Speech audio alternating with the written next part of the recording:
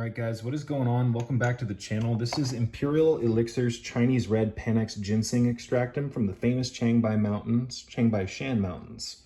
So some of the best, ginseng comes from that region. Most of the best Schisandra comes from that region, etc. But let me just share with you my ideas on why I think this particular ginseng extract is the best one on the market. Not only is it cost effective, it's cheap. It's about $9 for a 10-day supply. It's about $25 for a 30-day supply. They give you a little bit of a price cut.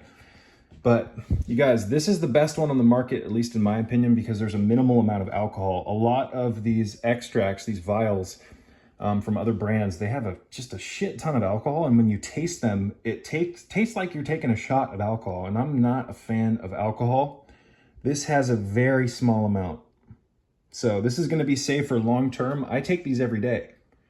And I know some people who take a similar product every day that has a ton of fucking nasty alcohol in it. You take, you open these caps and you puncture a hole in this with a little straw and you drink it. And I've drank these other brands that people are consuming and it literally tastes like rubbing alcohol.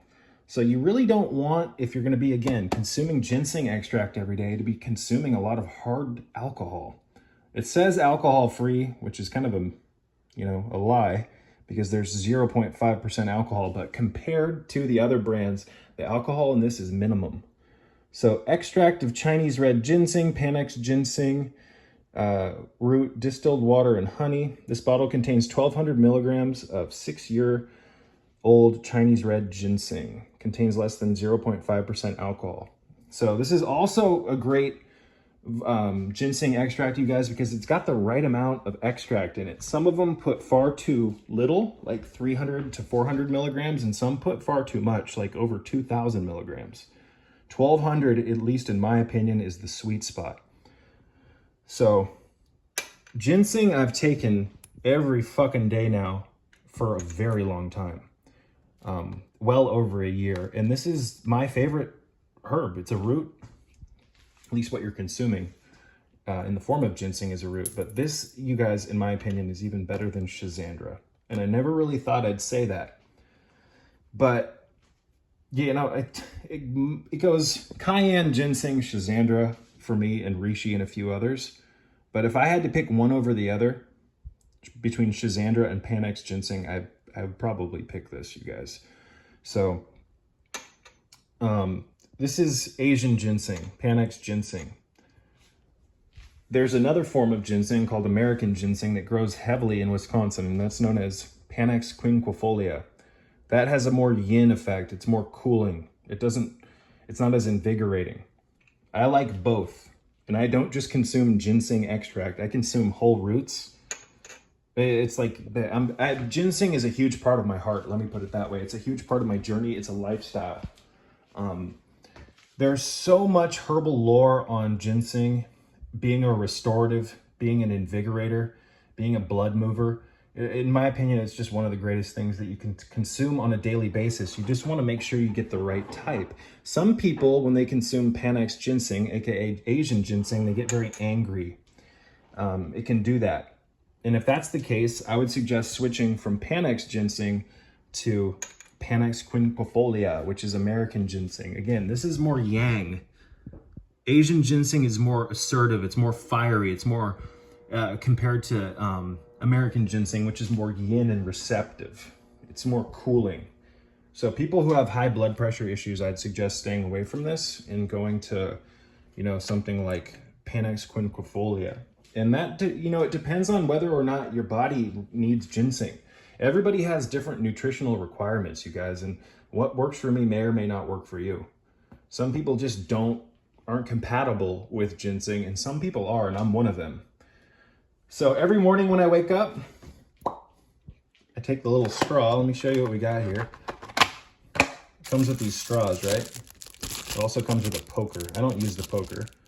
The sharp end of the straw is plenty sharp enough. You take the cap off.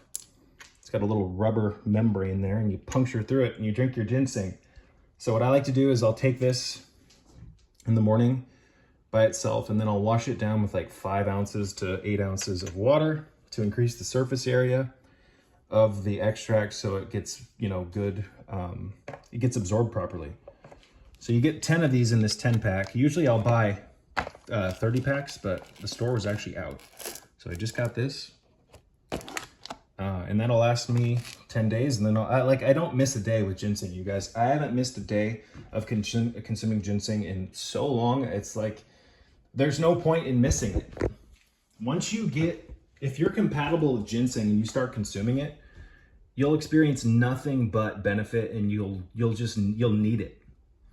It's not a matter of, oh, you know, what am I saying? Jesus Christ. Your body will love it if you're compatible with it. And if you're compatible with it, you should consume it.